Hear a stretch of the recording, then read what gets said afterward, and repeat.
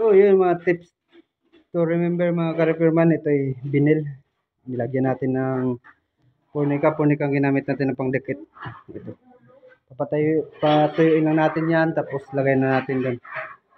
Dapat double-sided yung paglagay natin ng fornica o pangdikit niya. Dito lagyan natin vinyl. Tapos yung wall na pagkabitan lagyan rin natin.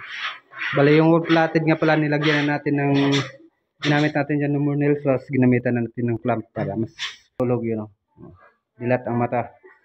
2 to 6 AM. Ano genset. At yun mga ka-repairman, matapos sa binil, ito na naman wall platted or WPC. Yun, in-install ko na yan, nilagyan ko ng clamp. Binuo ko na siya mga ka-repairman. Ingatan lang natin ang pagkabit dito dahil medyo masilan to at mahal ang presyo niya. Kaya yun, ang nilagyan ng Unica na pangdikit, yung binil natin mga ka-repairman, hiwain nyo muna. Huwag nyo kalimutang hiwain bago tanggalin siya dahil pag tinanggal nyo para siyang banig ba.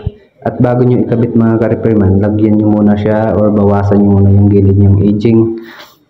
Bawasan nyo para pag nilapat nyo siya sa kabila, talagang lapat na lapat at wala kang makikitang dugtungan. Ayun mga ka-repairman, kailangan solid o sureball ang pagkabit nyo bago nyo talaga i-fix siya na bago siya pukpukin.